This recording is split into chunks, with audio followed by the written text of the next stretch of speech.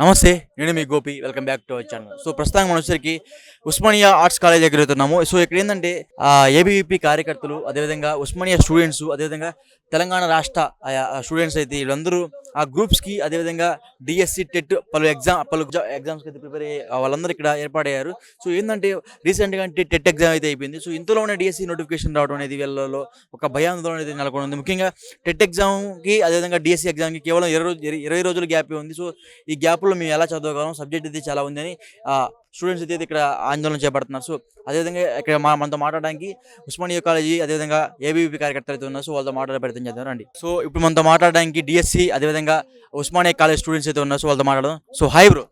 So ఏం జరిగింది అంటే పోలీసులు మీ మీద అరాచకంగా దాడులు చేస్తున్నారు, కొన్ని వార్తలు అయితే బాగా వైరల్ అవుతున్నాయి. సో దీంట్లో నిజమేంత? మేము గత 20 రోజుల నుండి డిఎస్సి ఎగ్జామ్స్ను పోస్ట్ పోల్ అని చెప్పి ఇక్కడ ఉన్నటువంటి విద్యార్థులంగా, నిరుద్యోగులంగా, డిఎస్సి ఆస్పిరెంట్స్గా మేము శాంతియుతంగా ప్రభుత్వ దృష్టికి డిఎస్సి వాయిదా వేయాలని చెప్పి వాయిదా వేయాలని చెప్పి ప్రభుత్వ దృష్టికి తీసుకెళ్లాలని చెప్పి ఉస్మాన్ యూనివర్సిటీ విద్యా కేంద్రంగా మేము శాంతియుతంగా ఇక్కడ నిరసన తెలుపుతుంటే మా యొక్క ప్రాపర్టీ స్వేచ్ఛను రాజ్యాంగబద్ధంగా మేము తెలుపుతామని ఆర్ట్స్ కాలేజీ ముందుకు వచ్చి మేము నిరసన తెలుపుతుండే క్రమంలో మరి ఇక్కడ పోలీసులు వచ్చి మన అక్రమంగా అరెస్ట్ చేసి తరలిస్తూ ఉన్నారు. ఇప్పటికే చాలా మంది పొద్దుట సంధి ఇప్పటిదాకా చాలా మంది దాదాపు ఒక 10-20 మంది అక్రమంగా అరెస్ట్ చేశారు. అంటే ఇదేనా రేవంత్ రెడ్డి గారి ప్రజాపాలన? ఇదేనా ప్రజాపాలన? మీరు ఏదైతే డిఎస్సి ఎగ్జామ్ అనేది మేము డిమాండ్ చేస్తూ ఉన్నామో, డిఎస్సి ఎగ్జామ్ ఎందుకు నిరుద్యోగులు వాయిదా వేయాలని చెప్పి క్షేత్రస్థాయి రిపోర్ట్ తెచ్చుకోండి. మీరు ఏదైతే మీ యొక్క అనునీయులు చెప్పినటువంటి సమాచారం మీద నమ్మి ఈ నిరుద్యోగులు మీ పుట్టన కొట్టని చెప్పి మేము డిమాండ్ చేస్తూ ఉన్నాం. ఏదైతే డిఎస్సి ఎగ్జామ్ అనేది ఫిబ్రవరి 29వ తారీఖు నాడు డిఎస్సి కొత్త నోటిఫికేషన్ మీ యొక్క ప్రభుత్వంలో రిలీజ్ చేయడం జరిగింది.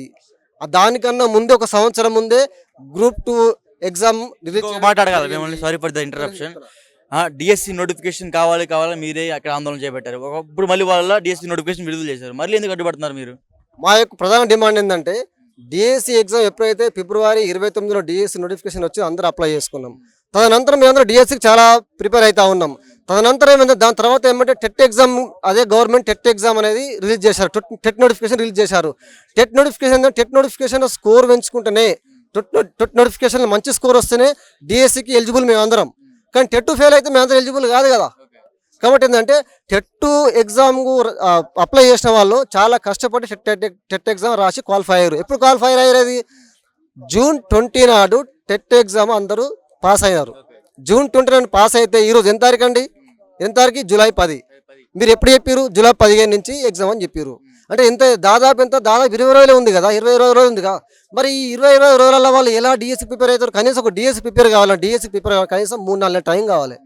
అంటే మీరు టెట్ ఎగ్జామ్కు రిలీజ్ చేయకుండా పర్లేదు, టెట్ ఎగ్జామ్ పెట్టకుండా పర్లేకుండే, కానీ టెట్ ఎగ్జామ్ పెట్టడం వల్ల చాలా మంది లక్షకు పై రోజు నిరుద్యోగులు టెట్ ఎగ్జామ్ క్వాలిఫై అయ్యారు. వాళ్ళందరూ డిఎస్సికి ఎలిజిబులే. మరి డిఎస్సికి ఎలిజిబుల్, టెట్ ఎగ్జామ్ పాస్ అయిన వాళ్ళు డిఎస్సికి ఎలిజిబుల్ ఉన్నప్పుడు మరి డిఎస్సికి ప్రిపేర్ అయితే సమయం ఇవ్వాలి కదా. మరి ఎందుకు సమయం ఇవ్వరు? ఇంత లాజిక్ మీరు మర్చిపోయారా? అంటే అందరికి న్యాయం చేయాలి కదా. మీ ప్రజాపాలన అంటే అందరికి న్యాయం చేయాలి కదా. మరి కొంతమందికి న్యాయం చేసి కొంతమంది ఎందుకు అన్యాయం చేస్తారు? మీరు వాయిదా వేస్తే, మీరు గ్రూప్ 2 అనే నోటిఫికేషన్ ఎప్పుడో సంవత్సరం కింద వచ్చిన నోటిఫికేషన్, గ్రూప్ 2 నోటిఫికేషన్ వేస్తే గ్రూప్ 2 నోటిఫికేషన్ ఎగ్జామ్ పెట్టేది ఉంటే మీ పరంగా చూస్తే నిన్న మొన్న వచ్చిన డిఎస్సి ఎగ్జామ్ వాయిదా వేయాలి. మరి ఎందుకని మీరు ఇట్లా చేస్తున్నారు? వాళ్ళు ఏమంటున్నారంటే ప్రధానంగా మిమ్మల్ని వ్యతిరేక పార్టీ వాళ్ళు బాగా ప్రోత్సహిస్తున్నారు అని చెప్తున్నారు. మీరు ముఖ్యమంత్రి రేవంత్ రెడ్డి గారు విజ్ఞప్తి చేస్తూ ఉన్నాం, దీంట్లో ఎలాంటి ప్రతిపక్షాల వేరే కుట్ర లేదు. క్షేత్రస్థాయిలో మీరు రిపోర్ట్ తెచ్చుకోండి. ఎందుకంటే దాదాపు 2 లక్షల మంది ఈరోజు డిఎస్సి ఎగ్జామ్ పోస్ట్ పోన్ కావాలని చెప్పి కోరుకుంటా ఉన్నారు.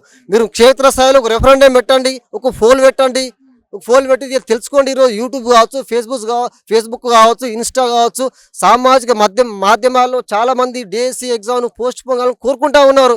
ఈరోజు చాలా మంది పల్లెటూరులలో వండుకుంటా, గ్రామీణ స్థాయిలో వండుకుంటా, వాళ్ళకి సమయం సరిపోక చాలా మంది టెట్ క్వాలిఫై అయ్యి సమయం సరిపోక వాళ్ళందరూ వాయిదా వేయాలని కోరుకుంటా ఉన్నారు. వాళ్ళందరూ ఈరోజు బహిరంగంగా వచ్చి మాట్లాడలేకపోవచ్చు. వాళ్ళ ప్రతినిధులుగా, ఉస్మాన్ యూనివర్సిటీ విద్యార్థి నాయకులుగా, ఉద్యమకారులుగా వాళ్ళకు వాయిస్ మేము ఇక్కడ వినిపిస్తూ ఉన్నాము. మరి మా యొక్క వాయిస్ మీరు ఆ రోజు ఎలా అయితే ఆర్టీసీ క్రాస్ రోడ్లో కావచ్చు, వేరే జరిగిన ఉద్యమాలలో ఆ రోజు కాంగ్రెస్ ప్రతిపక్షంలో ఉన్నప్పుడు నిరుద్యోగుల పక్షాన కొట్లాడింది మీరు కాదా? ఇంకో కాదనట్లేదు, మీకోసం మోతీలాల్ నాయక్ మొన్న ఆమరణ నిరాహార చేశాడు. అంత చేసిన సరే ఇంకా ప్రభుత్వం స్పందించట్లేదు మీ మీద. మేము ఏం చెప్తున్నామంటే, మోతీలాల్ నాయక్ గారు చేసినటువంటి ఆ యొక్క దీక్ష మేము అందరూ సపోర్ట్ చేశాము. ప్రభుత్వం ఏం చేసిందంటే ఆ రోజు మోతీలాల్ నాయక్ గారికి అభయం ఇచ్చింది, మేము అన్ని చేపిస్తాం అభయం ఇచ్చింది. అభయం ఇచ్చి ఒక గ్రూప్ అభ్యర్థులు డిఏ పోస్ట్ పోన్ చేస్తా అని వాళ్ళకు ఆలోచన కల్పించి డిఎస్సి అభ్యర్థులకు పోస్ట్ పోన్ చేయమని చెప్పడం మా యొక్క నిరుద్యోగుల మీద మీరు ఆ భేదాభిప్రాయం సృష్టించినట్టే కదా. నిజంగా మా దాంట్లో వాస్తవం ఉందా, మేము మా డిమాండ్లలో న్యాయం ఉందా లేదా అని చెప్పి మీరు తెలుసుకోండి. ఎందుకంటే మాకు హెచ్డబ్ల్యూ ఎగ్జామ్ మొన్ననే జరిగింది, గ్రూప్ 1 ఎగ్జామ్ మొన్న రీసెంట్గా జరిగింది, డిఏవై ఎగ్జామ్ రీసెంట్గా జరిగింది. మళ్ళీ ఏమంటే గ్రూప్ డిఎస్సి ఎగ్జామ్ ఎట్లా రాస్తామండి? మేము యంత్రాలమా? మేము మనుషులమే కదా, మాకు కొంచెం సమయం ఇవ్వాలి కదా. మరి ఎమ్మటి ఎగ్జామ్ పెట్టడం వల్ల మేము ఒక మైండ్గా, ఫిజికల్గా, మెంటల్గా మేము చాలా స్ట్రెస్కి గురవుతూ ఉన్నాము. డిఎస్సి పోస్ట్ పోన్ చేయడం వల్ల ప్రభుత్వానికి వచ్చిన నష్టం ఏం లేదండి. ఈ వయసు ఎంత సార్ ఇప్పుడు? నా వయసు దాదాపు 33 సంవత్సరాలు. అని ఇప్పటి వరకు మేము నిరుద్యోగులు ఏదైతే కేసీఆర్ ప్రభుత్వం చేసినటువంటి యొక్క ఆ నిర్లక్ష్య చర్యల వల్ల మేము లాస్ అయినాం. ఈరోజు కాంగ్రెస్ గవర్నమెంట్ వచ్చింది, నోటిఫికేషన్ సంతోషపడుతున్నాం. కాలేజ్ మేము సంవత్సరం అడలేదు కదా, జస్ట్ మేము 2 నెలలు 3 నెలలు వ్యవధి అడుగుతున్నాం. 2-3 నెలలకు ప్రభుత్వానికి వచ్చే నష్టమే ఉంది. మీరు ఏదో ప్రతిపక్షాల బుద్ధి చూపించి మా మీద మీరు పొట్టగొట్టడం ఎక్కడిది, మాకు ఇబ్బంది కలగడం ఎక్కడిది? మీ క్షేత్రస్థాయిలో మీరు తీసుకోండి, వాస్తవాలు తెలుసుకోండి. మీరు చెప్పిన అనుయాలు చెప్పినటువంటి మీ యొక్క కార్యక్రమాలు చెప్పి నమ్మకండి, వాస్తవాలు తెలుసుకోండి. కోదండరామ్ సార్ కావచ్చు, హరగోపాల్ సార్ గారు కావచ్చు, వీళ్ళందరూ అరే పిల్లలు ఇబ్బంది పడుతూ ఉన్నారు. ఇక్కడ ఆర్ట్స్ కాలేజ్ ముందు మొన్న రాత్రి 3 గంటల దాకా మేము నిరసన తెలిపామండి. రాత్రి 3 గంటల దాకా ఆర్ట్స్ కాలేజ్ ఎదురుగా నిరసన తెలిపాము. ఆ రోజు మధ్యాహ్నం స్కూల్ ఎడ్యుకేషన్కి అక్కడ నిరసన తెలిపాము. నిన్న ల్యాండ్స్కేప్ నిరసన తెలిపాము. అక్కడ ల్యాండ్స్కేప్లో ప్రజాసబద్ధంగా మేము నిరసన తెలుపుతా ఉంటే పోలీసులు అక్రమంగా అరెస్ట్ చేస్తున్నారు. ఇదేనా ప్రజాపాలన అంటే? శాంతియుతంగా ప్రభుత్వ దృష్టికి మా యొక్క డిమాండ్ తీసుకెళ్దామని మేము నిరసన తెలుపుతుంటే అరే అక్రమంగా అరెస్ట్ చేస్తారు, ఇప్పుడు అరెస్ట్ చేస్తారు. ఇది ఎక్కడ అన్యాయం? ఇదేనా ప్రజాపాలన? ఈ రాజ్యాంగబద్ధంగా మా యొక్క స్వేచ్ఛ, మా యొక్క హక్కు మాట్లాడే స్వేచ్ఛ మాకు లేదా? ఇదే ప్రజాపాలన రేవంత్ రెడ్డి గారిని ప్రశ్నిస్తున్న సందర్భంగా. కాబట్టి ఏదేమైనా నిరుద్యోగుల ఆవేదన మా దృష్టిలో మాకు ఆలోచన చేయండి, ప్రతిపక్షాలకు ఆలోచన చేయకండి. ఎందుకంటే మేము ఒక రాజుగా ఎన్నుకున్నాము, మీరు ముఖ్యమంత్రి మా అందరికీ. కాబట్టి ఎవరు చేసిన తప్పును మా మీద నెట్టకండి. మా దాంట్లో వాస్తవం ఉంటే మాకు న్యాయం చేయండి. మా దాంట్లో వాస్తవం ఉంది కాబట్టి మా డిమాండ్లో న్యాయం ఉంది కాబట్టి మేము మా యొక్క ఆవేదన తెలుపుతున్నాం.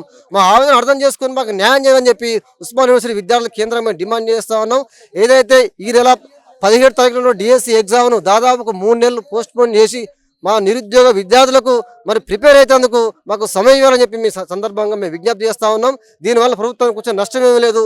మిగతా వాళ్ళను బూచే చూపించి, ప్రతిపక్షాలను బూచే చూపించి మా పొట్టగొట్టద్దని చెప్పి నిరుద్యోగ విద్యార్థులుగా ప్రభుత్వాన్ని విజ్ఞప్తి చేస్తూ ఉన్నాం.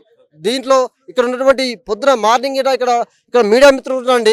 మీడియా మిత్రులు మాకు సపోర్ట్ చేస్తున్నారు. నిజంగా విద్యార్థులు ఇక్కడ ఆవేదన ఉంది, వీళ్ళకి అన్యాయం జరిగిందని చెప్పి మాకు తోటి మీడియా మిత్రులు వచ్చి మా యొక్క ఆవేదనను ప్రభుత్వ దృష్టికి తీసుకెళ్దామని మీడియా మిత్రులు వస్తే ఆ మీడియా మిత్రులను కూడా పోలీసులు బహిరంగంగా వాళ్ళ పట్టుకుని దూషించుకుంటూ వాళ్ళ మీద అరెస్ట్ చేస్తున్నారండి. ఇది ఎక్కడ అన్యాయం? ఇది అంటే మీడియా అంటే ఫోర్త్ ఎస్టేట్ కదా, మీడియా ఎక్కడ రావచ్చు కదా. ప్రజలకు ప్రభుత్వానికి వారది మీడియా కదా. మరి మీడియాలో మీరు అరియకపోతే మరి ప్రజలకు ఈ యొక్క ప్రభుత్వం జరుగుతున్నటువంటి సమస్యలు ప్రజలకు ఎట్లా తెలుస్తాయండి? ఇదేమైనా నిరంకుశ ప్రభుత్వమా, నియంత్రణ ప్రభుత్వమా? ప్రజాస్వామ్య ప్రభుత్వమే కదా. కాబట్టి ముఖ్యమంత్రి రేవంత్ రెడ్డి గారు ఇవన్నీ దృష్టిలో పెట్టుకొని వాస్తవంగా క్షేత్రస్థాయిలో జరిగినటువంటి నిరుద్యోగుల సమస్యను మీరు దృష్టిలో ఉంచుకొని మిగతా ప్రతిపక్షాలతో మాకు సంబంధం లేదండి. మా దాంట్లో న్యాయం ఉంటే మాకు న్యాయం చేయండి. ఏదో ఒక్కరు మాట్లాడేందుకు వాళ్ళని బూచి చూపించి మా నిరుద్యోగులు పొట్టగొట్టొద్దు. మా నిరుద్యోగులు ఆ రోజు కష్టపడి నిరుద్యోగులు వెన్నంటూ ఉంటేనే ఈరోజు ఈ కాంగ్రెస్ ప్రభుత్వం వచ్చిందని చెప్పి సందర్భం తెలియజేస్తా ఉన్నాం. మాకు మీరు న్యాయం చేయాలని చెప్పి ఆ దిశగా మీరు ఆలోచన చేస్తారని చెప్పి